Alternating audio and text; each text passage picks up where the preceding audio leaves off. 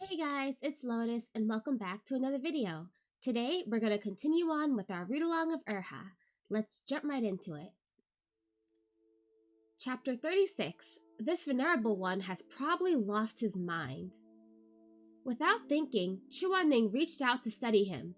As the two of them stood plastered against each other in the warm spring water, Moran felt a spark go through his entire body, goosebumps crawling up his skin. Even though he'd already held a near-naked Chuaning at the Red Lotus Pavilion back then, the circumstances at the time had been dire. There wasn't any time to dwell on the situation, so he hadn't thought much of it. But right now, with one hand against Chuaning's chest and the other unconsciously supporting his Shizun's waist, their legs tangled together under the water, with the spring making their skin feel warmer and more slippery, Moran's head short-circuited entirely. He to Chuaning, without even doing anything but touching the other's waist. His body reacted with the intensity of a rushing river. Shizun, As he frantically tried to get up and away, his red-hot lower parts made contact with the other person in the struggle. Chuaning's eyes suddenly widened, his beautiful face stricken with horror, and he backed away immediately. At the same time, the droplet of water that had been clinging to his eyelashes dripped down into his eye.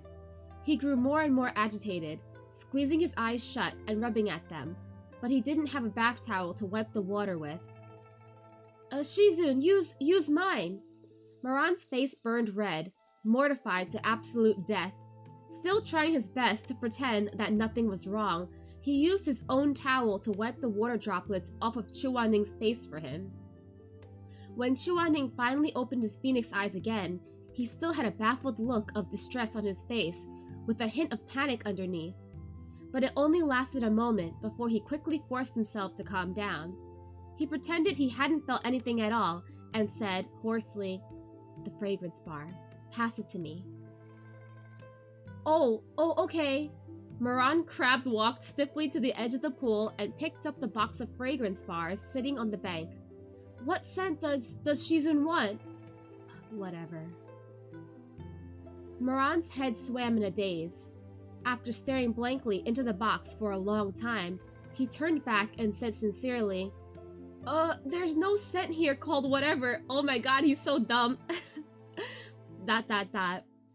Chuaning sighed heavily. Plum blossom, high tongue. Okay. Moran took 2 fragrance bars and handed them to Chuaning. As soon as their fingertips touched, there was another burst of tremors. No matter how badly he wanted to, it was impossible to shake off all those memories from the past. If this was in the past, he'd already be fervently tangled with him at the side of the pool by now. A vision appeared unbidden before his eyes, of Chuaning half kneeling on the ground as he endured his fiery, ferocious passions, eyes half-lidded and body trembling uncontrollably as he took it, but still got screwed until climax watched over him. Moran was unable to stand it anymore. Those carnal desires made his eyes see red. He didn't dare to look at Chuaning at all. He felt that even looking at Shimei right now would be safer than looking at Chuaning. How could this be? How could this happen? He quickly finished washing himself and, taking advantage of the fact that the other 3 were still soaking in the pool, Moran said some vague words to the effect of him being sleepy and that he'd turn in first. Once he got back to his room, he bolted and locked the door. Moran couldn't take it anymore and moved to relieve himself. He didn't want to think about Chuaning's appearance at a time like this. He'd even rather soil Shimei's pure image. At least that would be easier for his confused heart to accept. Really, Moran, really? But neither his body nor his mind wanted to listen, and every sight that flashed before his eyes was that of him and Chuaning in the past, neck to neck as they sought pleasure in one another. It was like the floodgates had opened tonight. All those torrent memories came rushing back into his mind in a frenzy, along with wave after wave of trembles. He treated himself almost roughly, as though he was on top of that man's body, and on the very edge of ruin, he threw his head back as if he refused to accept it, yet his breaths came out in muddled gasps and pants. He breathed out the name without realizing it. Wan-ning. Calling this name, he let out a stifled grunt, trembling slightly as he came without holding anything back, covering his palm in sticky wetness. Once he finished, Moran leaned over to rest his forehead against the cold wall. His eyes were awash with confusion, shame, guilt, loathing, arousal. He never expected he'd still have such strong reactions to Chuan-ning even after being reborn. He was suddenly filled with disgust toward himself. Since he never attained Shinmei in his past life, he vented all his passion into other frivolous relationships. But even though he made it seem like passionate love, it didn't really mean anything to him. After the candlelight was extinguished, it was all just sex, all the same no matter who it was with. Even the way his heart moved towards Rongju was just because he bore some resemblance to Shinmei. But the kinds of feelings he had toward Chuan-ning were completely different. He realized, as he thought about it harder, that even though they weren't doing anything sexual, the intense pleasure he got from it was unlike anything he was ever able to feel with those prostitutes. It wasn't just physical, and... He refused to dwell on it. He was in love with Shinmei, always had been, and always will be, too. His feelings absolutely wouldn't change. After repeating this to himself a few times, Moran calmly slowed his breathing, frowned, and then squeezed his eyes shut. He felt anxious, annoyed, and aggrieved all at once. He didn't want this. In matters of lust, he couldn't help but think about Chuan-ning. When the lust subsided, he didn't want to think of anything to do with Chuan-ning, whether it was a hair on his head or a fleeting look. He frantically thought to himself, almost to the point of paranoia, that the one he likes, and the one he loves deeply, is Shinmei. Okay, Moran, sure. Chuan-ning's mind was in the same state of distress. Oh dear, poor Shizun. Totally unexpected, he had seen and, moreover, felt Moran's desire. The young man's body was already quite mature, already much too overwhelming, and so hot as to be scalding when excited, like hot iron waiting to be forged. Even though Chuan-ning quickly schooled his face into a calm expression, into a blank calm, and refused to bring anything up afterwards, the encounter had made his head go numb and filled him with disbelief. To make matters worse, his own body had reacted too. Fortunately, he had a thin face and so always wore a bathrobe even in hot springs. It covered his whole body and no one saw anything. Otherwise, he would really never be able to show his face again. But why would Moran? As he lay in bed that night, he ruminated quietly for hours. He dared not even imagine that maybe Moran also liked him. That kind of thought was entirely too delusional and shameful. Even the cautious thought of, maybe Moran also likes... The word me didn't even have time to surface in his mind before Chuan-ning furiously pinched himself. That pair of clear, bright phoenix eyes flickered as if trying to hide. He didn't even dare to entertain the whole thought. Besides, his personality was harsh, he was quick to hit people, his words were poisonous, and he had a bad temper. He was nowhere near as beautiful as Shinmei in appearance, and not to mention he was not young anymore. Even if Moran liked men, he wouldn't be blind enough to like him. Chuan-ning isn't old, damn, he's so self-condescending and self-deprecating. On the outside, he was aloof and haughty, but on the inside, the truth was that he'd been treated coldly by others for so long, been feared for so long, that as he walked this long and lonely road, his opinion of himself had slowly crumbled into dust. They woke up the next day. Moran and Chuan-ning met in the hallway of the inn, both holding secrets in their hearts. Both of them looked at each other, but neither deigned to speak first. In the end, it was Moran who first carried on as if all was normal. He smiled toward Chuan-ning and said, "Shizun." Chuan-ning was relieved. He really didn't know how to deal with this situation. Seeing as Moran chose not to mention anything that happened yesterday, he was perfectly willing to go along with it. He nodded once, lightly. "Since we're already up, we should go wake up Shinmei as well. After packing up real quick, we can depart for Dawning Peak." Dawning Peak was covered in snow all year round and exceedingly cold. Even for a cultivator, it would be difficult to endure such cold weather. Chuaning went to the tailor to buy winter cloaks and gloves for the disciples so that they could wear them when the temperature dropped. The shopkeeper smoked her pipe and smiled, lips drawn up in a bright red and welcoming customers. When she saw Moran, she said, "What a handsome young fellow! Look at this black cape with a golden dragon on it. The embroidery is of the highest quality. You see the light in its eyes? It took me more than 3 months to complete it." Moran gave an embarrassed laugh. "Mrs. Words are very sweet, but I'm just going into the mountains to seek a weapon. There's no need for me to wear something so formal and ornate." Seeing that this prospect failed, the shopkeeper instead turned to Shimei. "Oh, this young prince is beautiful beyond compare, even more lovely than the most beautiful girl in this city. Sir, if you would allow me, this red butterfly and peony cloak would suit you perfectly. How about you give it a try?" Shimei forced a smile. "Miss, aren't those women's clothes?" Shimei hated shopping for clothes, so he refused to come along. No, Xuemeng hated shopping for clothes, so he refused to come along and just waited in place. Chuaning chose a black cloak with purple lining for him, with white rabbits embroidered around the brim. "Oh, that's so cute." The shopkeeper said, "Sir, this cloak is a bit small for you. It would be better suited for a teenager." "It's for my disciple," Chuaning said expressionlessly. Oh! The shopkeeper realized her mistake and quickly smiled. "What a great teacher!" It may have been the first time Chuaning had ever been called a great teacher. He went still, and his face betrayed nothing, but his steps were out of sync when he walked away, with arm and leg on the same side, moving together for quite a few steps. Oh, he's embarrassed! In the end, Moran chose a light gray cloak, Shimei a moonlit white one, and Chuaning a plain white one with dark purple lining. After they made their purchases, they went back to Xuemeng. When Xuemeng saw his cloak, his eyes widened. "What is it?" Chuaning said, not understanding his reaction. It's nothing." When Chuaning walked far enough away that Xuemeng thought he couldn't hear, he looked at the lining of the cloak and muttered, "Purple? I don't like purple."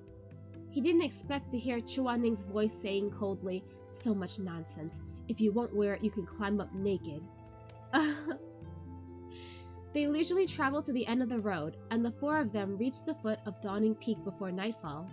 Dawning Peak was rich in spiritual power, and home to many beasts and monsters. Even cultivators would not dare to rush in carelessly unless they were significantly strong. Since Chuaning was there though, they didn't have to worry about things like that. Chuaning conjured 3 high-tongue petals from thin air, giving them spirit-repelling properties and tucking them into the waist sashes of his 3 disciples. "Let's go," he said. Moran looked out at the peaks hidden in the night sky, like a huge ancient beast crouching deathly still, and a mirage of emotions poured into his heart. In the past, it was on Dawning Peak where he declared to the sun and moon, ghosts and demons, that he, Moran, was not satisfied with the current cultivation world and would instate himself as the new ruler. It was the same year in which, at Dawning Peak, he had taken a wife and a concubine. He still remembered the face of that wife, Song Chu Tong, a real unparalleled beauty. From certain angles, she looked very much like Shimei. He was not a person who cared much for etiquette or honor, and didn't even bother with those tedious rites of marriage. At that time, he just took Song Chu Tong's delicate hand and pulled the red-veiled woman up a flight of thousands of stairs, and they walked for over an hour. Eventually, Song Chu Tong's feet hurt too much to walk. Moran had a bad temper. He lifted her veil and was about to yell at her. But under the light of the moon, Song Chu Tong's sorrowful eyes made her look just like that person who had long since passed. The angry words died in his mouth and, after drawing a shaky breath, he finally said, "Shimei, I'll carry you." In terms of seniority, if Song Chu Tong had been his peer, she would indeed have been his Shimei, so she only paused slightly at this kind of address, reasoning that since Moran had wiped out the entire Rufeng sect, it was naturally now part of Shisheng Peak. That being the case, it wasn't like it was wrong for him to call her Shimei. so she just smiled and said, okay. And so, for the last several thousand steps, Ta Xianjun, master of the mortal realm, ruler of the shadows, steadily, one foot in front of the other, carried his red-adorned bride to the peak. He lowered his head and watched their oddly shaped shadows moving on the ground, overlapping with each other. He laughed a little and said through a dry throat, Shimei, I'm the master of the mortal realm now. From this day on, no one will be able to hurt you. The woman on his back didn't know what to say to this, hesitated a little, and finally just said, The voice was soft. Perhaps because it was too soft, it was hard to distinguish it as a feminine voice, and the tone was vague. Not a soul could see Moran's face as his eyes grew red. He murmured, I'm sorry, I've kept you waiting for this day too long. Song Chu-tong thought that Moran was saying he'd had feelings for her for a long time, so she replied softly, Husband. This woman's voice was clear and crisp, like a morning dew, pleasing to hear, but Moran's feet suddenly slammed to a halt. What's wrong? Nothing. As he started to walk again, Moran's voice grew firm again and lost its hoarseness. After a pause, he said, In the future, it's better if you call me Aran. Song Chu-tong was caught off guard and didn't quite dare to call Ta Xianjun this. Husband, this, I'm afraid. Moran's voice grew harsh and violent. If you don't listen, I'll throw you off this mountain. Aran! Song Chu-tong quickly changed her speech. Aran, I was wrong. Moran said nothing else. He lowered his head again, silently walking forward. The shadows on the ground were still just shadows. Looking back at it, it was easy to see that it really was just a shadow. The rose-tinted things he'd wanted to see were all fake. In the end, what he had was nothing more than an illusion. It was all in vain. Shimei. The person walking beside Moran turned his head and asked. The sounds of shifting leaves, rustling grass, and the light of the moon all reflected onto this person's face. Aran, what is it? Are you tired from walking? Moran glanced at Chuaning and Shuemeng, who were walking in front of them, and whispered, If you're tired, how about I give you a piggyback ride? Before Shimei could reply, Chuaning turned his head to look back at them. He glared coldly at Moran and said, Are Shi Ming Jing's legs broken? Does he need you to carry him? Shizun, Shimei said hurriedly. Aran was just joking. Don't be angry. Chuaning frowned, eyebrows drawing together into a severe expression. Ridiculous. What do I have to be angry about? As soon as he finished speaking, he whirled back around with a flick of his sleeve. Moran, ... Shimei, ... Shizun seems mad. You know how he is. Moran whispered into Shimei's ear. His own heart is smaller than a needle tip, cold-blooded and heartless. Can't even stand to see other people doing good things for their peers. He wrinkled his nose and lowered his voice even further, concluding, seriously the worst. Suddenly, Chuaning's voice rang out from in front of them. Mo Wei-yu, if you say one more word, you'll find yourself thrown down the mountain. Moran silenced himself as if in obedience, but secretly grinned over at Shimei and mouthed, See what I'd say. Moran is just digging a hole for himself right now. Okay, author's notes. Today, a teacher from Cultivation School assigned homework for the students. Use impossible in a sentence. Moran. To like someone, is it just liking his body? Impossible. Chuaning. To like someone, is it something that must be said out loud? Impossible. Shimei. My appearance, is it like a girl's? Impossible. Shuemeng. As a straight man, would I be willing to wear a lavender-colored cloak? Impossible. Mrs. Wang. As a straight man, would you not wear it and climb up the mountain naked with 3 gay men? Impossible. What? Shui Zhengyang. Yu Hong Elder is this gay? Would there be any straight men under his wing? Impossible. Song Chu-tong. As a cannon fodder, would the Emperor marry me in this lifetime? Impossible. Meatbun. Dem Husky was a scum today. Would there be no little angels scolding him in the comments? Impossible.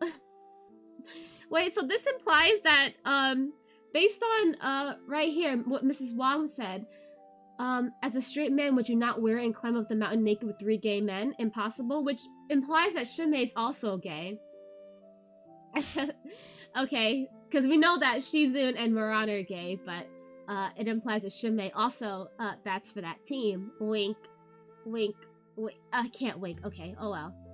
But anyway, to recap chapter 36, right? 36.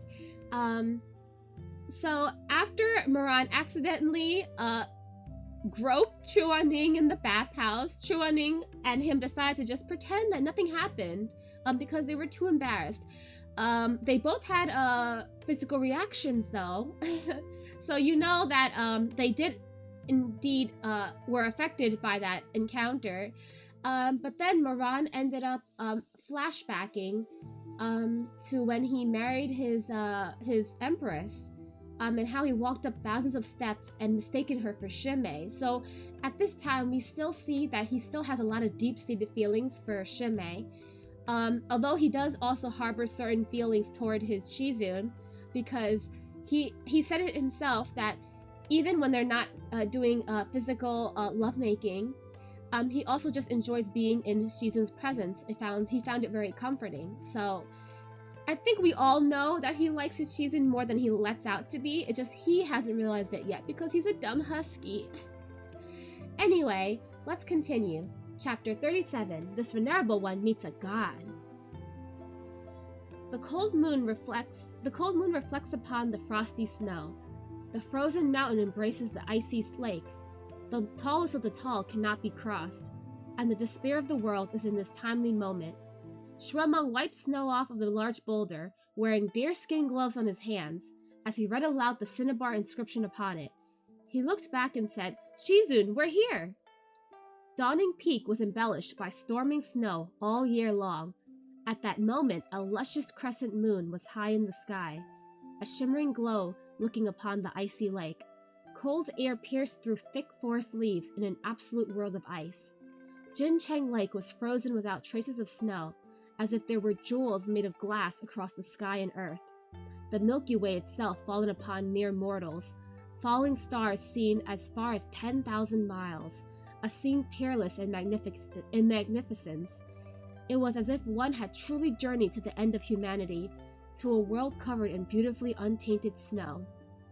The group went to the lake, the surface smooth like a mirror and filled with a magnificent glimmering light. A stone embankment went through all the way to the center of the lake. There was a stone tablet next to the embankment, covered in frost. Intersecting patterns spread across the stone, and on it was written only, "The path forward is difficult," in powerful calligraphy. After thousands of years, the words were still clear, and it seemed like people often repainted it over. Chuaning stopped in front of the stone embankment and said, "Only one person can go into Jincheng Lake at a time to seek a weapon. Which of you will go first?" Shuemeng could hardly contain himself before blurting out, "Shizun, I'll go first." Chuaning looked at him, thought about it for a moment, and shook his head. "You're too rash. I'd be ill at ease." After that, Shimei laughed a little at his side and said, "Shizun, how about I go in first, since I probably can't break through the icy lake anyway?" Shimei went along the stone embankment on top of the icy lake that only let one person through at a time. He slowly walked to the end. In accordance with the customs, he produced a ball of spiritual energy in his hand, and then leaned over to place his palm against the ice. Shimei's spiritual energy traveled ceaselessly down along the surface of the ice, and they could see a white light flickering from the distance. Moran stood from afar and held his breath, clenching his hand into a fist. But no matter how long Shimei tried at the lake, the ice did not budge at all. He gave a forced smile as he gave up and walked back, saying to Chuaning, "Shizun, my apologies." "No matter. Try again after cultivating a few more years." Moran sighed a little, somehow more disappointed than either of them, but still went to comfort Shimei and said, "It's fine, you'll get more chances. Next time, I'll come with you to try again." Chuaning said, "Don't yap so much. Step up, it's your turn now." In his past life, when Moran went to seek a weapon, it was during his most carefree days of youth. He had nothing but boundless enthusiasm toward the prospect of a holy weapon, In this life, it was nothing more than coming to pick up a weapon. He already knew what kind of things would be waiting ahead of him. There was none of that anxiousness or expectation. On the other hand, he did feel a kind of warmth, as if he was about to reunite with an old friend. He walked along the stone embankment and knelt before the icy lake. Bending down, he pressed his palm against the surface of the lake. Moran closed his eyes. His scabbardless long blade, that sinful, vicious blade which saw with him all the world's flowers and tasted all the blood in the human realm. Moran opened his eyes and whispered to the surface of the lake, Bugui, I'm here. As if sensing the call of his destined master, a huge black shadow suddenly appeared under the surface of Jincheng Lake's ice. The shadows gathered under the ice, becoming more and more clear, more and more vivid. Suddenly, the thousands of feet of ice loudly shattered, and Moran could hear Xue Meng's distant shout of alarm come from the shore. The ice is gone! The lake's water surged up, waves crashing. A huge tortoise-black dragon broke through the surface, each scale in its body 7 feet wide. In an instant, Jincheng Lake's surface flooded over, a heavy fog rolling over it. The dragon shimmered brilliantly under the moonlight and spouted a breath from its nose. At the same time, an ancient barrier fell around the edge of the lake, separating Moran from Chuaning and the others. Inside of the barrier, human and dragon regarded each other. Moran squinted his eyes through silver mist and looked up at the dragon. He could see that the dragon held the scabbardless blade in its jaws. Though ancient, the blade was still thick and sharp, capable of carving iron and smashing gold. The dragon transformed the blade into a size usable to a human, and slowly lowered its radiant, vibrantly colored serpentine head to the ground, placing the blade in front of Moran. It didn't lift its head immediately, instead turning its eyes, golden and as large as a grown man's body height, to stare at the other. The dragon's eyes were like 2 great bronze mirrors, Moran's reflection shining clearly within them. Moran stood still with bated breath and waited for it to speak. If nothing was different, then all he needed to do was retrieve a plum blossom from the foot of the mountain and bring it back. He ended up being let off easy because the old dragon sought only peace and elegance. Little did he know, he'd find after waiting a long while that this was not the same dragon as the one in his past life who gave the weapon to him so easily. Its beard fluttered as it narrowed its 2 enormous golden eyes, then lifted its front claw to write 2 words in the snow before Moran. Mortal one? Moran stared. He clearly remembered that the dragon in his past life could speak. How come it's mute in this life? After the mute dragon wrote these 2 words, he immediately wiped the writing away with a scaly claw to write another sentence. No, a mortal would not have such strong spiritual energy. Then, are you a god? Moran, ... The dragon thought for a moment, then swiped its hand once more and wrote, Not a god. You have evil energy in your body. Are you a kind of demon? The dragon is like shading him. Oh my gosh. Moran yelled in his head, What kind of nonsense was this? This venerable one was just reborn. There's nothing to deliberate back and forth about. Just give this venerable one his blade already. The old dragon seemed like it could sense his impatience for his weapon, and suddenly lifted its scaly claws and pressed the blade underneath its foot. With one foot on the blade, it used its other to wipe its writing and continue on another patch of snow. No need to take offense. I saw 2 other shadows in your body. I have never seen anything like it in my life. So tell me, are you a mortal or a ghost, god or demon? Moran raised his eyebrow and replied, Of course I'm a human. Is there something that even needs to be said? He was just a human who had already died once. The old dragon paused for a moment, then wrote, 1 human soul split like this. This really is never seen before. Unheard of. The dragon shook its head back and forth in a puzzled manner, and Moran couldn't help but find it funny. What's so strange about that? Anyway, Elder, what it'll take you to give me this blade of yours? The old dragon sized him up for a while and wrote, Then you stand there and don't move. Let me use a technique to peer into your soul, and I'll give the blade to you. How is that? ... He didn't expect to be given such a request. Under that profound stare, he started to feel a little bit of hesitation. He then thought, What if this old thing could see into his past life? What would happen then? But I'm so sorry. But oh wow, my gosh, wow. Bugui was almost within his grasp. I'm so sorry.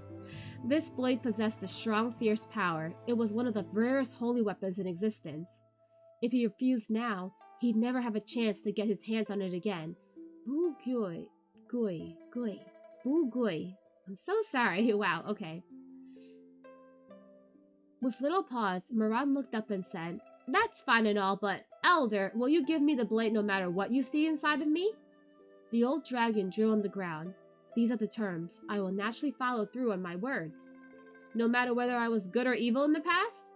The old dragon paused for a moment, and then wrote, "Even if you were evil in the past, I will not stop you. I can only hope that you will pursue goodness in the future." Moran smiled into his hand and said, "All right, since the Elder says so, I don't have any objections. Please examine all you like then, Elder." The old dragon lifted itself slightly. Its radiant, serpentine body bowed, and it blew a breath from its nose, and then both of its eyes started to emit bright red haze. But this time, Moran was astounded to find that, reflected in the dragon's eyes, there were two other hazy and indistinct shadows in addition to himself, one to his left, one to his right, standing faintly behind him. Moran immediately whipped around in shock, but behind him there was only emptiness and unceasingly falling snow. Where did the other figures come from? As he turned back again, he saw the figures in the dragon's eyes become more and more clear, as if something sunken in water was slowly floating up to the surface. Moran kept staring, and he suddenly realized that the two silhouettes were extremely familiar. He couldn't stop himself from taking a step forward, and immediately the closed-eyed figures before him snapped open their eyes. Shimei! Chua Ning! He never expected that it would be them. Moran stumbled from being startled by such a thing, staggering backwards and stuttering so much he couldn't form whole sentences. "How? This is..." The three people in the old dragon's eyes stood quietly, expression calm and without a hint of emotion, staring like this into the distance. Moran was stunned. After a while, the blood-red fog rose again, and the figures in the dragon's eyes started to blur until they finally disappeared altogether. The old dragon blew a huff from its nose, shook out its body, and then wrote quickly, "I cannot make sense of it. I have seen much in my lifetime, but I have never seen a person's soul with the imprints of two other people upon it. Certainly utterly perplexing. My soul? Has their imprints in it?" "Yes." After writing that one word, the old dragon paused. Then it resumed. "I do not know what happened to you. How deep must an obsession run for another person to be entangled so tightly into one's own soul?" Moran stared at the messy lines in the snow, and his face started growing red as if he were being suffocated. His obsession with Shimei ran so deep through his bones that even if he was imprinted upon his soul, and even if the dragon could also see Shimei when he looked at him, he wouldn't think much of it. But what the hell was up with Chua Ning? What kind of heartfelt obsession did he have towards Chua Ning? Was extreme hatred also obsession enough to count as entanglement? This human and dragon were so immersed in contemplation that they did not notice when the surface of Jincheng Lake started to ripple unnaturally. When the water rushed up and the waves broke through, it was too late. All they saw was the water in Jincheng Lake split apart, as if sliced in half by a sword, the water on both sides rushing up toward the sky. Two tightly packed groups of beasts rushed out from between the waves. They had the bodies of leopards and the heads of oxen. Though they were not as large as the old dragon, the horns on their heads shone coldly, and all of their claws were sharp and menacing. Although hundreds were gathered, the old dragon did not show any fear. He looked askance at them with his golden eyes. "What happened?" Moran said. The old dragon paused, and then wrote, "The Exalted Gochen." When he read those 4 words, Moran immediately felt as if he'd been struck by lightning. Gochen the Exalted is the god of weapons, lording over all the weapons in the world. This founding god created the first sword in the world, helping Fu Shi lay waste to his demonic enemies. That awe-inspiring primal god was actually these hundreds of cows? The thought was too horrifying for Moran to accept. As he stared blankly, uncomprehending, he suddenly heard the sounds of an ORCA-RINA coming from a far distance. The ORCA-RINA was an ancient instrument. Not many people in their age still knew how to play it. As the sounds of the ORCA-RINA came closer, the raucous group of beasts slowly stilled and bent their forelegs one by one until they kneeled along both sides. A man wearing splendid robes and carrying a long sword rolled atop a chilin through the path made by the beasts. The man had a handsome face, with delicate and wholly benign features. He stood in the wind as snow fell onto him and his robes gently billowed. The clay ORCA-RINA in his hands was smooth and deep in color. His fingers were placed lightly over the holes as he held it to his lips to play. When the music finished playing on a soft note, the hundreds of ox beasts suddenly dissolved into water, revealing that they had only been transfigured creations. The man put down the clay ORCA-RINA, ran his eyes over Moran for a moment, and then gently smiled. Truly a strange person, the likes of which one may never encounter in millennia. No wonder you piqued Wang Yue's interest. I am Go-Chen the Exalted, who lives within Jinchang Lake. All of the weapons in this lake were forged by myself. Just things of little consequence. Please excuse my humble work. Even though the old dragon wrote it, and this man said it himself as well, Moran still couldn't believe it. His face paled as he said, "You're Go-Chen the Exalted?" The man smiled patiently and replied, "Yes, I am he." Moran was on the verge of choking. God of 1,000 weapons? That guy? Correct. Go-Chen the Exalted raised his eyebrows delicately, laughter in his eyes.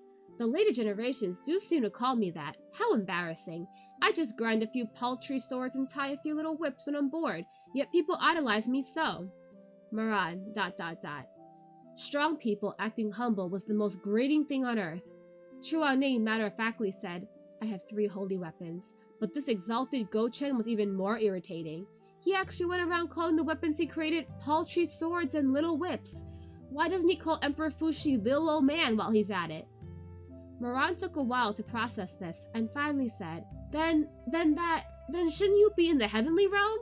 How could you be in this lake? I like to fight and spar, so I often ended up disturbing the Emperor's peace and quiet. After being on the receiving end of his stink eye, I figured I might as well just descend. Then how long have you been here? Moran said, dumbfounded. Go-Chen looked thoughtful. He then smiled and said, Not too long, only a few 100 years. A few 100 years? Moran repeated, and then laughed dryly. Doesn't the exalted god think that's a bit long? Go-Chen's expression was placid as he smiled, nonchalantly waving his sleeves. It's not too long. Besides, forging a sword for the Heavenly Emperor used up much of my spiritual power. After staying in such an abundantly opulent heavenly realm gets rather boring, it's much better here. Although Moran was extremely curious to know more about this god of weapons from legend, it wasn't really his place to keep prodding about personal matters. He thought about it and decided there were more important matters at hand, so he said instead, Exalted Elder, you didn't just come out to see me today because you thought my soul was special, right? Why not? Your spiritual power is rare, hard to ever come across. Go-Chen smiled. I worry that if I give you this blade, it would be wasted potential. Haha, it's not too bad, Moran replied. This blade seems like it would suit me. I thought that at first as well, Go-Chen continued pleasantly, but upon closer examination, I found that it wasn't the case. You have a rare talent, so it made me curious. I came out today because I wanted to invite you to the bottom of the lake to chat. I would like to see which among those millions of blades would be best suited for you. ... This was no small matter in and of itself. Even though Ta Xianjun had experienced a whole array of things in his life, he was still choked up a bit. The god of 1,000 weapons actually invited him to pick a weapon? Go-Chen the Exalted took his silence to mean that he was reluctant to go out of fear. There's no need for you to worry. Even though there are many monsters under the water, they all answer to me. I guarantee they will not harm you. Wang Yue can testify to it. The old dragon said nothing and slowly bowed at the side. When Moran saw that he was really being given a genuine invitation, he couldn't help but feel a jolt in his heart. He then said, Then if I go, can the exalted god grant me a request? What kind of request? The person who sought a weapon before me is a close friend of mine. As Moran spoke, he pointed to the shores beyond the barrier and brought his attention to Shimei. He was denied just now, so I'm thinking, if I grant the exalted god's wish, then can the exalted god grant my wish as well and give him a weapon? What am I? Something like that is effortless for me. Go Chen laughed. He suddenly flicked his hand, and the ancient barrier covering the sky immediately disappeared. This is a very simple matter. Let all three of them come over then. If any weapon catches their eyes, it is as good as theirs. Moran was delighted by the unexpected turn of events. He never thought that he'd come across a way to solve the issue he was wrestling with so effortlessly. He was more excited at the possibility of Shimei receiving a holy weapon than the prospect of his own upgrade. He immediately agreed to the exalted Gochen's invitation, and brought Shimei and the others over. As he relayed what was going on to the other three, Shimei and Shui Meng's eyes grew larger and larger, and even Chua Ning reacted slightly. Gochen the Exalted watched from the side and abruptly said, as if he suddenly realized something. He stared at Chua Ning. It's you? Oh, no author's note this time. What does it's you mean? Okay, so, yeah, so to recap, chapter 37, Moran, Chuaning, Shuemeng, and Shimei are off on their way to climb the mountain and get to Jincheng Lake to get their weapons. Shimei goes first, and unfortunately, there's no reaction, so he doesn't receive a weapon this time. Then Moran goes next, and he's expecting to get the same weapon that he had from his first life, but unexpectedly, the dragon that brought him his old weapon decided to take a peek into his background and found that 2 souls have been printed on him, specifically Chua Ning and Shimei. What could that mean? Does his revenge and hatred and obsession with his loves run that deep that they've imprinted onto his soul? And then, before he could finally get his weapon, the Gochen the Exalted, the god who forged all of these spiritual weapons, emerged from the lake and invited Moran down to pick his own weapon, saying, that old shabby sword that the dragon brought you? Nah, I could get you something better. And then Moran struck a deal with him, saying, well, if I go to the bottom of the lake with you, then will you give Shimei a weapon as well? And Gochen's like, sure, everyone take a weapon. You have a weapon, you can have a weapon. Yeah, so Moran's like, that was easy, easier than expected. But is it? Is it gonna be that easy? I don't know, it seems a little sus. If there's rules, I mean, there's rules for a reason. For the god to just come up and break the rules just for Moran because he's quote-unquote special, I don't know. We're gonna have to keep reading on next time to find out what happens next. What do you guys think? Yeah, so I hope you guys enjoyed today's read-along, and I will see you guys next time. Bye-bye!